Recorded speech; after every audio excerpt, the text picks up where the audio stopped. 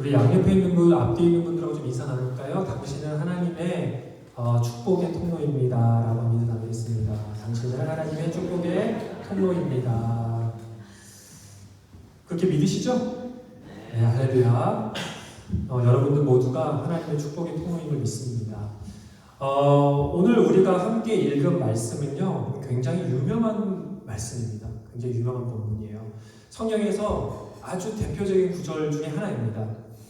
교회사적으로도 매우 유명하고 중요한 본문이기도 하고요. 예수님께서 교회라는 단어를 가장 첫 번째로 사용하신 본문이기도 합니다. 뿐만 아니라 제자들의 대표라고 할 수 있는 그 베드로가 아주 유명한 고백, 위대한 고백을 하시죠. 예수님께서 살아계신 하나님의 아들이라는 너무나도 유명한 고백을 합니다. 제자 공동체 안에서 처음 선언된 고백이기도 합니다. 사실 이 사건은요, 우리가 읽은 마가복음보다 마태복음이 훨씬 더 자세하게 묘사를 하고 있습니다. 함께 마태복음 16장 15절에서 16절의 말씀 함께 읽겠습니다. 예수께서 그들에게 물으셨다. 그러면 너희는 나를 누구라고 하느냐? 시몬 베드로가 대답하였다. 선생님은 살아계신 하나님의 아들 그리스도십니다. 아멘. 베드로는 예수님을 가리켜서 단순히 그리스도, 단순히 메시아라고 하지 않았습니다. 뭐라고 했습니까? 그분을 가리켜서 살아계신 하나님의 아들이라고 분명히 고백했다라는 거예요. 그냥 선지자, 그냥 예언자, 그냥 선생님, 그냥 위인 이런 사람이 아니라는 겁니다. 살아계신 하나님이라는 거예요. 살아계신 하나님. 여러분, 예수님은 살아계신 하나님이십니다. 믿으십니까? 믿으세요? 믿으셔야 그리스도입니다. 믿으셔야 됩니다. 여러분, 그렇다면 여러분 믿으신다면 이 베드로의 고백이 우리의 고백이 되어야 됩니다. 우리의 고백. 만약 누군가가 여러분에게 예수님은 대체 누구십니까? 라고 물어본다면, 예수님 누구세요?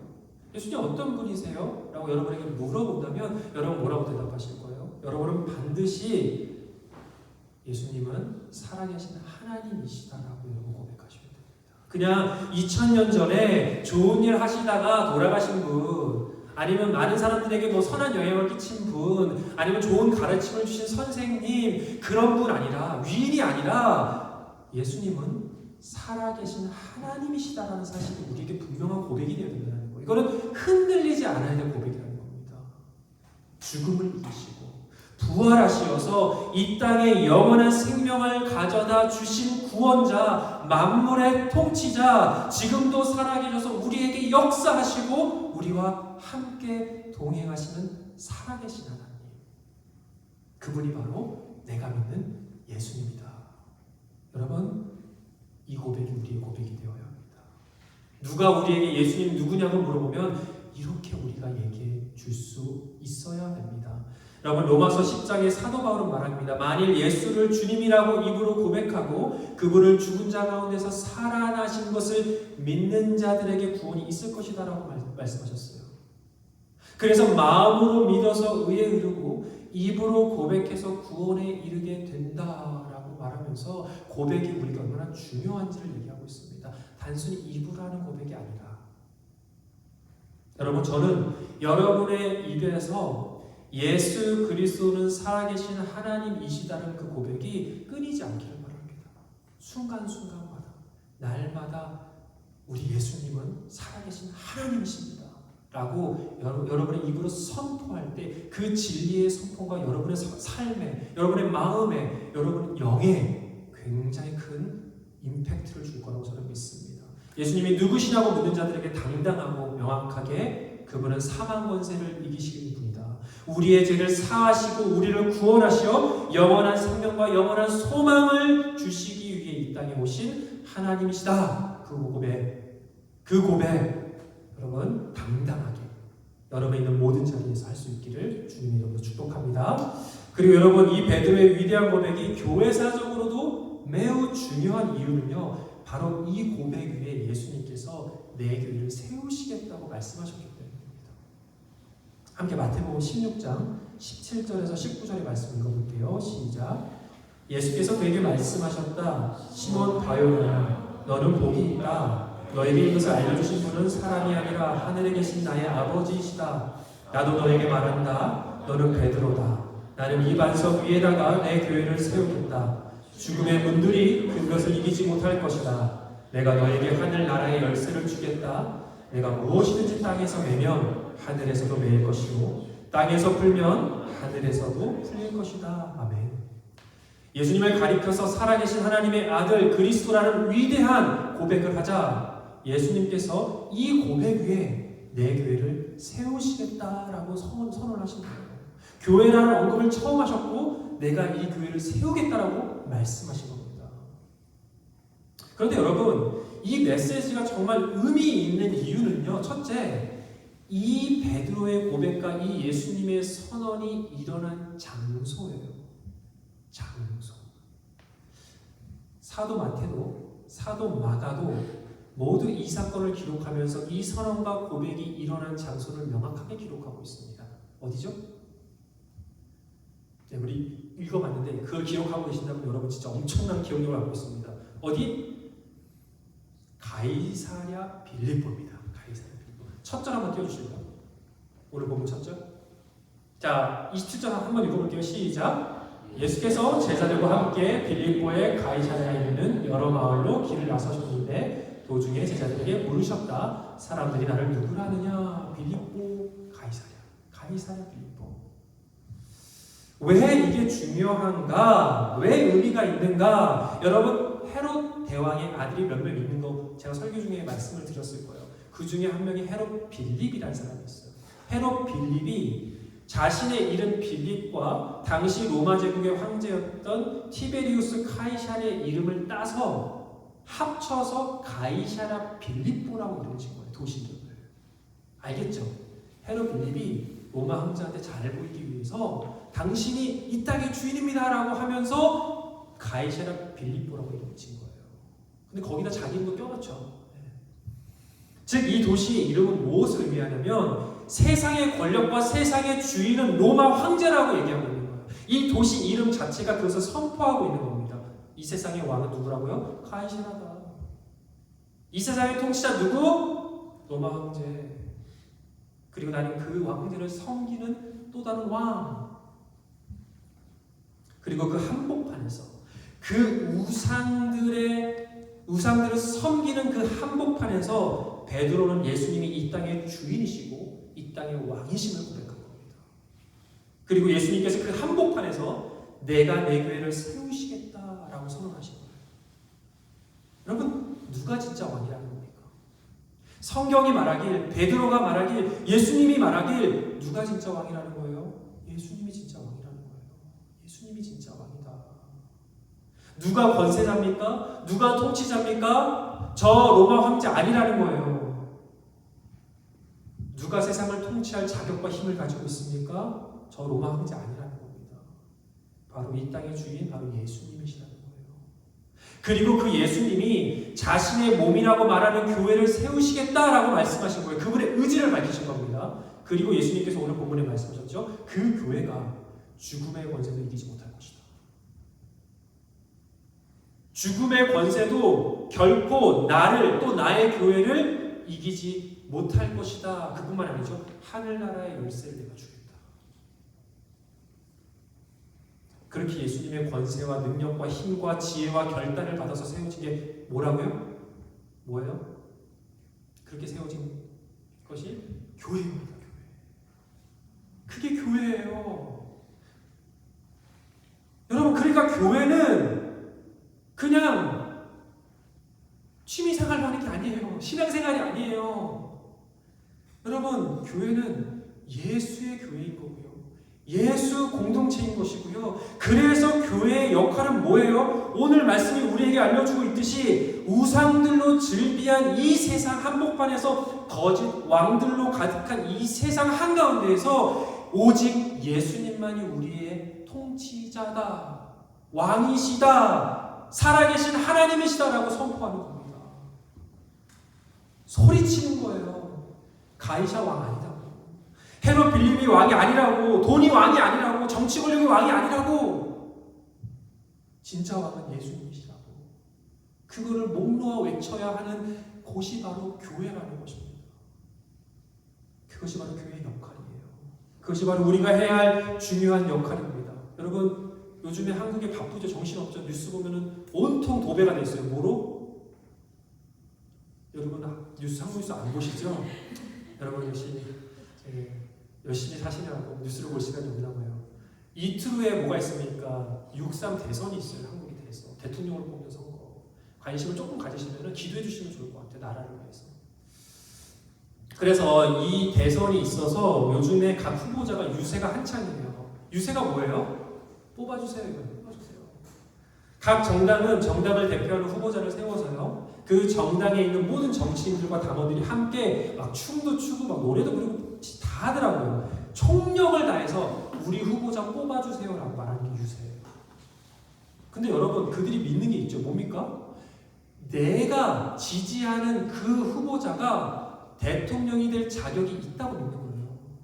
그만한 지혜가 있다고 믿는 거예요. 그래서 어떻게 해요? 온 힘을 다해서 소리쳐요. 1번, 2번 소리치는 거예요. 저는 이들의 모습을 보면서 그런 생각이 드는 거예요. 예수님을 이 세상의 왕이요 진정한 통치자라고 믿는 우리 그리스도인들이 과연 이 사람보다 더 열심히 우리가 유세를 하나? 이 사람보다 더 열심히 예수 그리스도는 살아계신 하나님이라고 우리가 외치고 있나? 얼마나 열정적으로 예수님을 왕이라고 우리가 고백하며 살아가지? 이 세상에서 이 모든 거리 안에서 저 사람들은 막 춤을 추고 소리를 지르면서 노래도 하고 하는데 우리는 뭐를 하고 있을까라고 생각이 드는 겁니다.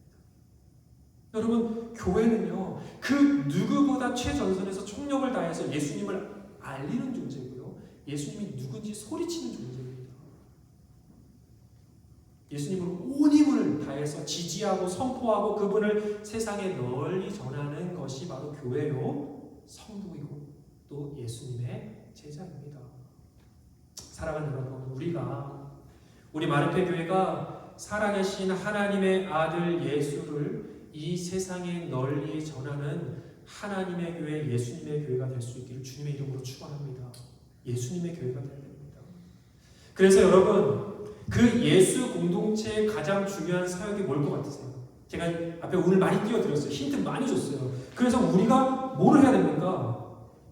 네, 여러분, 우리는 불교랑 달라요. 불교는 어떻게 해요? 불교는 산속에 들어가요.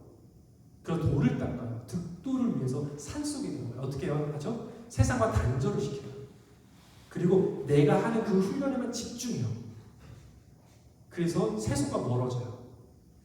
그런데 기독교는 그렇지 않습니다. 기독교는 어떻게 해요? 세상 가운데 들어갑니다. 세상의 빛이요 소금이라고 하셨잖아요. 그 한복판에 들어가는 거예요. 세속사의 한복판으로 들어가서 권력과 부의 상징인 로마 제국의 황제가 왕이라고 말하는 그 세상에서 그게 아니다, 예수님이 왕이시라고 선포하는 것이 우리의 역할이고 사명이라는 거예요. 그리고 그 외침이 뭔지 아세요? 예배예요. 예배입니다. 여러분, 우리는 예배를 통해서 예수를 고백하고요, 예수를 선언하고요, 예수의 진리를 표출하는 겁니다. 그래서 여러분, 교회는요 예배 공동체, 예배 공동체, 예수 공동체, 예수를 예배하는 공동체. 당연한 거 아니에요? 다 아시잖아요, 그렇죠? 당연하다고 생각하죠. 오늘 본문의 교회라고 예수님께서 언급하신 단어의 성경의 원어는 에클레시아입니다. 에클레시아. 이게 그리그로 해서 에클레시아예요. 근데 이 에클레시아의 뜻은 뭐냐면요, 여러분 뭐 사실 교회 많이 다니시는 분들은 좀 나올 거예요. 그 정도는 알죠, 제가. 네, 그렇지만 제가 물어보지 않고 대답해드리겠습니다. 부르심을 받은 자들의 모임이에요. 부르심을 받은 자들의 모임. 그게 교회의 원어라는 거예요. 그럼 무슨 부르심이요? 부르심이 있을 거 아니에요. 무슨 부르심? 당연히 예배를 위한 부르심인 거예요. 예배를 위한 부르심. 예배를 위한 부르심을 가진 그 받은 자들이 정기적으로 모이는 것이 바로 교회, 그 모임을 교회라고 말하는 거예요. 함께 모여서 예수님을 높이고 예수님의 진리를 듣고 예수님이 누군지를 선포하고 고백하는 것, 그것이 바로 예배이고 교회입니다. 그래서 여러분, 당연하지만 교회는 예배하기 위해서 모여야 됩니다. 너무 당연하죠? 너무 당연한데 이 당연한 거를 잊고 살아가는 사람들이 많아요. 여러분, 그래서 교회는 건물이 아닙니다. 우리는 소위 교회를 건물을 가리켜서 교회라고 부르잖아요. 아닙니다. 건물을 가리켜서 교회라고 하시면 안 됩니다. 본질적으로 교회는 예배를 위해 모인 예수의 사람들의 모임이에요. 그래서 교회는요, 사실 교회 건물이 사실 중요하진 않아요. 교회 건물 막 어마어마하게 돈을 쓰고 거기에 막 집착할 필요가 없어요, 사실은. 사실 우리가 거리에서도 예배할 수 있어요. 그것도 교회예요. 뭐 스트리트 처치라고 되겠네요. 다 돼요. 건물이 없어도 돼요. 그리고 또한 교회는요, 사교를 위해서 모이는 것도 아니에요. 물론 우리가 신앙의 교제는 나누죠. 그러나 예수가 빠진, 예배가 빠진 신앙이 없는 소셜을 위한 모임 아니라는 겁니다. 또한 교회는요, 그냥 놀러 오는 것도 아니에요. 그냥 밥 먹으러 오는 것도 아니에요. 교회는 예배하러 오는 거예요. 이걸 알아야 돼요.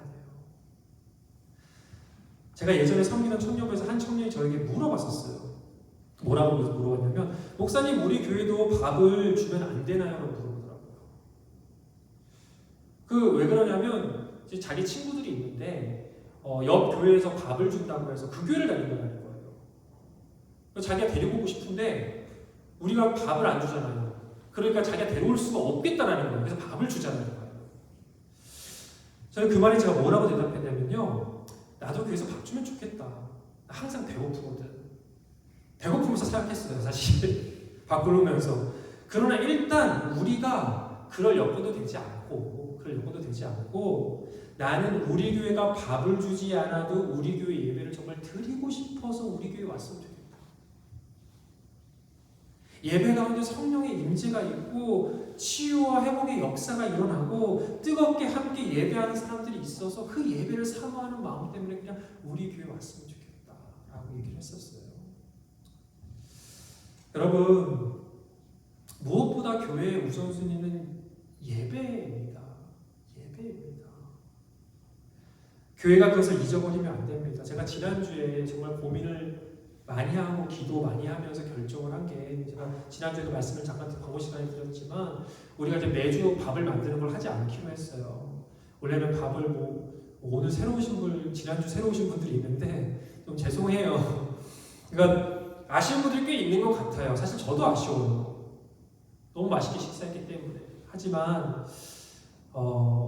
밥을 만드는 것 때문에 많은 사람들이 사실 그 수고와 섬김이 있고, 또 오병이어 팀이 너무 수고하고 너무 죄송해요. 고생을 너무 많이 해갖고. 그래서 우리가 식사 준비와 설거지와 정리로 인해서 우리가 드리는 그 수고와 마음으로 더 예배에 집중하면 좋겠다라는 생각이 들었어요. 그 온 마음을 우리가 쏟아서 온 생각을 쏟아서 진짜 예배에 쏟아부었으면 좋겠다. 물론 간단한 간식은 준비할 거예요. 그러니까 막 힘들지 않는, 힘이 들이지 않는 그런 간식을 준비할 거고, 오늘도 간식을 준비했어요. 맛있는 샌드위치 샀습니다. 힘도 별로 안 들였거든요. 맛있게 드시면 되겠습니다. 그리고 우리가 또 이렇게 야외 예배나 이런 절기 때, 그럴 때는 같이 또 음식을 같이 준비해서 같이 가져와서 나누도록 할게요. 저는요, 지금 우리 마르테 교회가 개척한 지 8개월이 됐거든요. 우리 개척 처음부터 같이 했던 분들은 벌써 8개월이나 됐어라고 생각할지 모르겠는데, 저희가 그냥 앞만 보고 진짜 8개월 달려온 것 같아요. 그러니까 사실은 약간 생존을 위해서 달려왔어요. 8개월 동안. 이거 계속 갈 수 있나? 이러면서 계속 8개월 달려왔는데, 그러다 보니까 앞만 보고 달려다 보니까 좀 우리가 놓친 게 있는 것 같다라는 생각이 갑자기 하나님 마음을 주셨어요. 기도하는데 우리가 재점검해야겠다. 우리 교회가 정말 본질을 제대로 쫓고 있는가? 교회로서의 본질을 제대로 쫓고 있는가? 우리의 예배가 정말 하나님이 받으시기에 합당한 예배인가? 교회의 본질과 중심이 우리가 잘 잡혀 있나? 그리고 걸어가고 있는가? 라는 생각을 통해서 재정비를 하는 시간이 필요하다는 생각을 했습니다. 그래서 아주 중요한 시기입니다. 그래서 앞으로 우리가 이 여름 이 시간 동안에 좀 많은 것들을 재정비하는 시간을 가질 거예요. 여러분들이 진짜 교회에서 많이 기도해 주셨으면 좋겠습니다. 우리 교회가 정말로 예배 공동체 될 수 있도록, 예수 공동체 될 수 있도록 여러분 기도 많이 해주시면 좋겠습니다. 그래서 저는 여러분에게 또 한 가지 진심으로 도전하고 싶어요. 여러분, 우리의 예배가 달라져야 됩니다. 우리의 예배가 달라져야 됩니다. 우리가 예배를 대하는 태도가 바뀌어야 됩니다. 여러분 얼마나 예배를 사모하면서 이 자리에 오십니까? 얼마나 간절한 마음으로 예배에 나오십니까? 우리가 먼저 예배를 사모하고 간절해야 우리의 예배의 깊이와 향기가 달라집니다. 그리고 여러분의 삶의 은혜가 달라집니다. 마음으로부터 흘러나오는 그 외침으로 찬양하고 간절하고 가난한 심령으로 말씀을 듣고 더 진심으로 함께 신앙의 교제와 도전을 받으면서 그렇게 우리의 예배는 달라질 거라 믿습니다. 우리의 예배의 외침이 또 우리의 예배의 향기가 우리의 교회를 넘어서서 이 지역사회 안에 흘러들어가 영적인 부흥의 시작이 또한 될 것이라고 저는 믿습니다. 사랑하는 여러분, 고백은 단순한 생각이 아니에요. 고백은 전적인 헌신과 결단과 진심이 담긴 변화로 증명이 되는 겁니다. 예수님이 살아계신 하나님이시라는 그 위대한 고백은 우리의 입으로만 선언되는 것이 아니라 우리가 예배를 어떻게 하고 있는가, 우리가 교회를 어떻게 생각하고 있는가, 우리가 예수님을 잘 따라가고 있는가, 마음 다해서 예배를 드리고 있는가, 그 모든 것으로 증명되는 것입니다. 저는 이러한 변화가 오늘부터 우리 모두에게 일어날 수 있기를 주님의 이름으로 축복합니다. 둘째로 예수님께서 세우신 교회는요, 나의 교회가 아니라 우리의 교회가 아니라 누구의 교회라고요?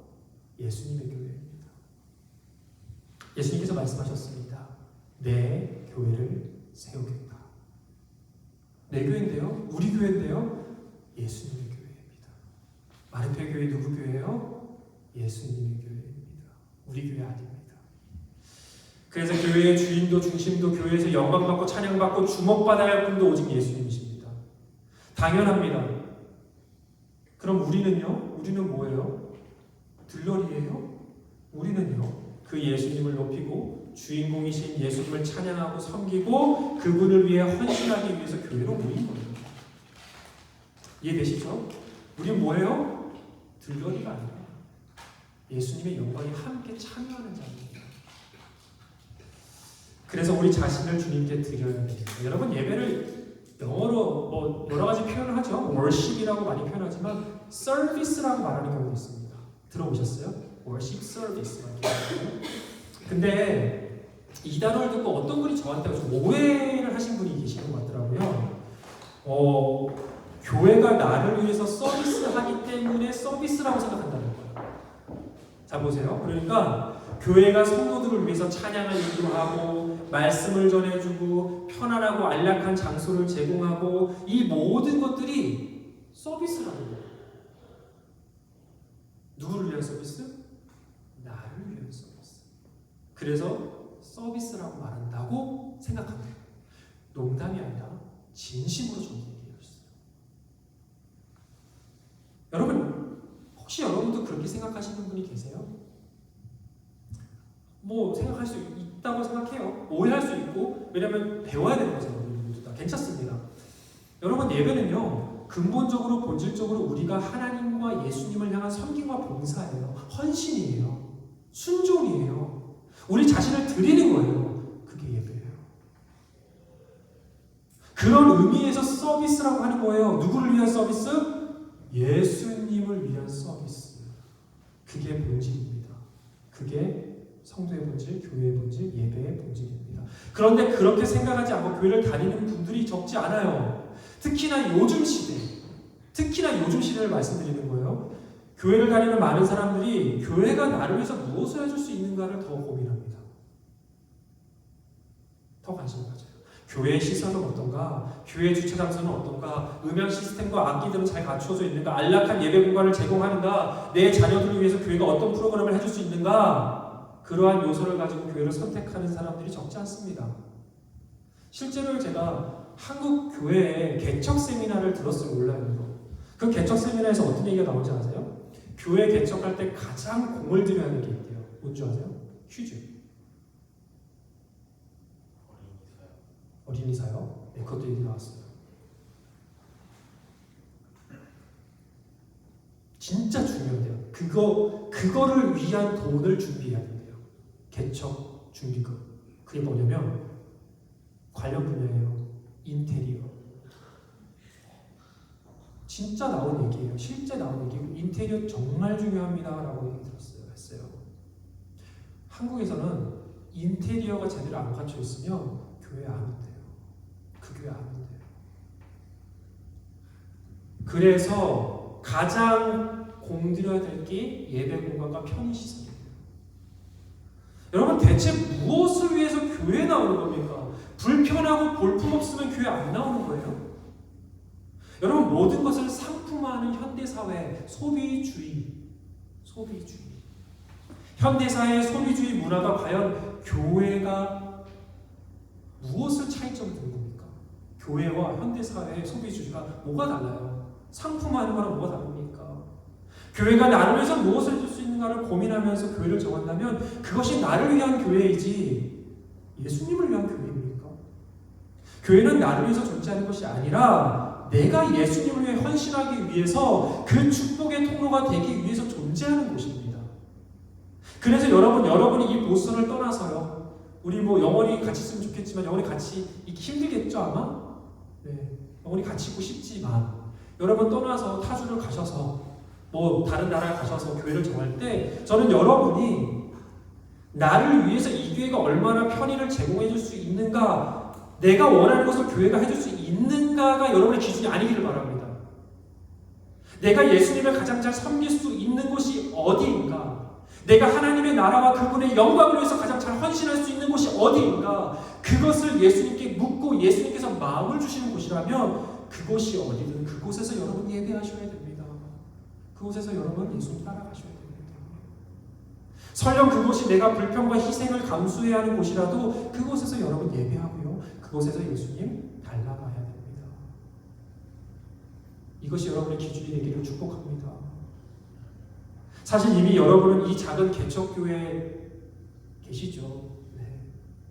인테리어 제가 한 건 아니지만 완벽하진 않잖아요. 그렇죠? 이 작은 교회 특히나 요즘같이 작은 교회 헌신과 섬김을 해야 되는데 봉사해야 되는데 웬만하면 잘 안 가려고 하잖아요. 많은 사람들이. 그런데 이 자리를 채우고 함께 예배하고 함께 교회를 만들어가는 여러분들은 진심으로 제가 축복해드리고 싶어요. 격려해드리고 싶어요.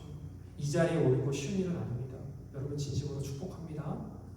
양옆에 있는 분들 좀 축복할까요? 진심으로 축복합니다. 양옆에 있는 분들 축복합니다. 한마디 더 함께 주님의 교회를 세워갑시다 합시다. 함께 주님의 교회를 세워갑시다.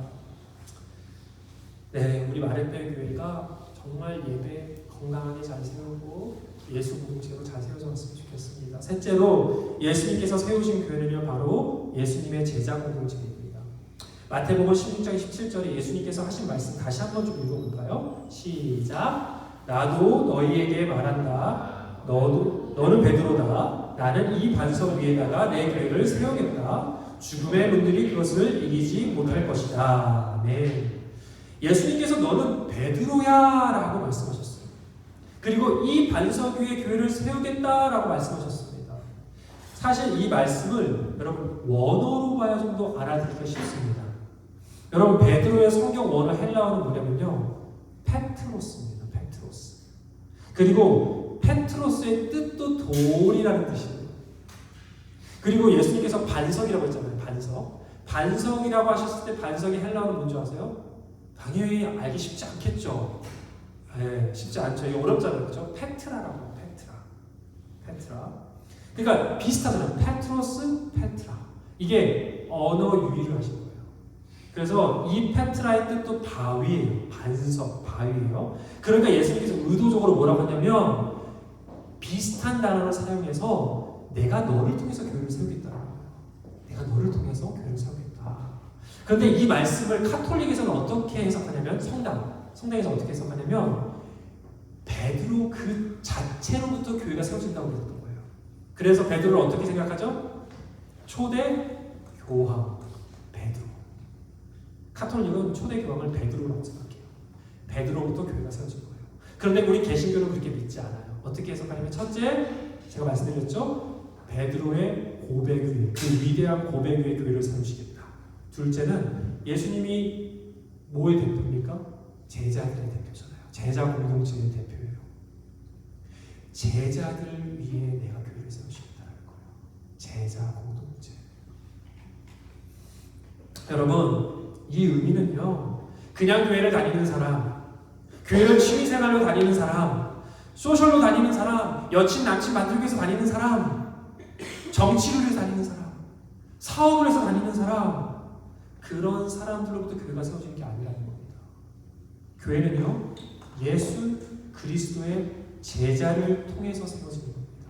그리고 동시에 교회는 제자를 양성하고 제자를 훈련하는 것이 바로 교회의 목표고 사명이고 역할입니다. 이것은 예수님께서 승천하실 때 제자들에게 부탁한 것과 똑같은 거예요. 명령한 것과 함께 마태복음 28장 19절의 말씀 읽어보겠습니다. 시작. 그러므로 너희는 가서 모든 민족을 제자로 삼아서 아버지와 아들과 성령의 이름으로 세례를 주고.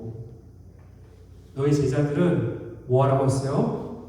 모든 민족을 제자로 삼아라. 그게 뭐예요? 교회가 될 거야. 그게 교회야. 그게 교회의 역할이야. 그게 교회가 해야 될 사명이야 라고 말하고 있는 겁니다. 여러분, 교회의 존재의 목적은요, 단지 모이는 데 있지 않습니다. 모였다는 게 끝이 아닙니다. 제자를 삼고 훈련하고 파송하는 기지가 되어야 됩니다. 제자를 훈련하는 훈련소가 되어야 됩니다. 제가 전에 섬기던 청년 공동체의 슬로건이 뭐냐면 우리는 훈련소다였습니다. 딱 치면 나와요. 우리는 훈련소다. 새가족 교육할 때 우리의 교회 정체성은 훈련소입니다. 교회, 저희 군대를 갔다 오신 분들은 조금 뜨끔하죠. 이게 트라우마가 있는데. 여러분, 우리 마르페교도 동일합니다. 똑같은 비전과 정체성을 가지고 있어요. 예수 제자를 훈련하는 훈련소여야 돼요. 근데 이게 우리만입니까? 아니죠. 모든 교회가 그래야 됩니다. 지난주 목요일부터 1대1 제자훈련 2기가 시작됐습니다. 드디어 2기. 시즌2. 우리 동호 형제님이 자신의 집을 열어주셔서 브라질리안 바베큐를 해주셨어요. 진짜 너무 죄송합니다. 배고프실 텐데 이래서 그래갖고. 그래서 정말 맛있게 또 식사도 하고 또 우리 신앙교육을 나누면서 첫 모임을 했습니다. 너무너무 좋았습니다. 너무너무 좋았고요. 그 첫 모임의 주제가 뭔지 아세요? 아셔야죠. 하신 분들은. 예수님은 누구인가? 거기서부터 제자훈련이 시작됩니다. 예수님은 누구인가? 여러분, 우리는 예수의 제자가 되기 위해서 예수님이 누군지 알아야 돼요. 그런데 그냥 아는 겁니까? 아니죠. 예수님이 되지 않는데 무슨 의미인가를 알아요. 무슨 의미인가? 단지 사랑이 많으신 분이세요. 우리 죄를 위해서 십자가에 달려 죽으셨어요. 그게 아니라, 거기에서 끝나는 게 아니라 나에게 어떤 의미인가? 예수가 내 삶에 어떤 변화를 가져왔는가? 내 생각과 내 마음에 어떠한 의미를 주고 있는가? 영향을 주고 있는가? 명확하게 알지 못하면 여러분 죄송하지만 예수 모르는 겁니다. 여러분, 예수의 제자가 되려면 제가 한창 많이 얘기했습니다. 제자와 그리스도인은 구별되지 않는다고요. 제자도 그리스도인도 동일한 단어예요. 제자는 그리스도인이 돼야 되고 그리스도인은 제자가 돼야 돼요. 근데 우리는 구별하죠. 여러분, 예수를 모르면 제자가 될 수 없고 당연하죠. 예수를 모르면 그리스도인이 될 수 없습니다. 근데 만약 전 예수를 잘 모르겠습니다. 아직 잘 의미를 잘 모르겠습니다 하신 분들 저한테 언제든지 찾아오세요. 그리고 저한테 말씀하세요. 그러면 제가 제자훈련 연결시켜 드릴게요. 1대1 동반자랑 우리 인도자를 연결시켜 주잖아요. 아주 우리 지금 열심히 인도자 훈련을 하고 있습니다. 그러니까 여러분 신청하시면 인도자분 연결시켜 드릴 거예요. 그러니까 함께 우리가 정말 예수의 제자가 되었으면 좋겠습니다. 사랑하는 여러분, 제자가 되는 길은 가장 먼저 예수님이 뭐라고 하셨냐면 우리 다음 본문에 다룰 건데 십자가를 지는 거라고 했어요. 십자가를 지는 거. 우리가 예수님을 따라가기 위해서 또 예수님을 닮아가기 위해서 당연하게 짊어져야 할 십자가는 무엇일까요, 여러분? 뭘까요? 여러분, 예수를 따라가고 예수 믿는 데 있어서 여러분이 짊어지고 있거나 짊어져야 할 십자가는 뭐예요? 뭡니까? 오늘 각자 집에 돌아가시면서 깊이 묵상해 보시면 좋을 것 같습니다. 그리고 여러분, 우리가 함께 정말 예수님의 참된 제자로 정말 제자 공동체 마르페교회, 예수 공동체 마르페교회, 예배 공동체 마르페교회를 함께 세워갈 수 있기를 주님의 이름으로 축복합니다. 제가 말씀 마치도록 하겠습니다. 사랑하는 여러분, 우리에게 교회란 무엇일까? 교회란 무엇일까? 우리가 세워가 할 교회는 무엇일까? 저는 우리가 함께 그 고민과 묵상을 해보기 원합니다. 마르페 교회가 참된 주님의 교회가 될 수 있도록 여러분 함께 해주시면 좋겠습니다. 참된 예수 공동체, 예배 공동체, 제자 공동체 되어서 우리가 이 땅 가운데 이 보호선의 영적 부흥을 위해서 함께 노력하고 함께 기도하고 함께 세상 가운데 나아갈 수 있도록 우리가 힘을 합치면 좋겠습니다. 한 주간 여러분 입에 예수 그리스도는 살아계신 하나님이다 라는 그 고백이 계속 끊이지 않기를 바라고요. 예수님과 동행하고 예수님으로부터 평안과 기쁨을 누리는 한 주 되시기를 축복합니다. 다 함께 일어나서 찬양하도록 하겠습니다.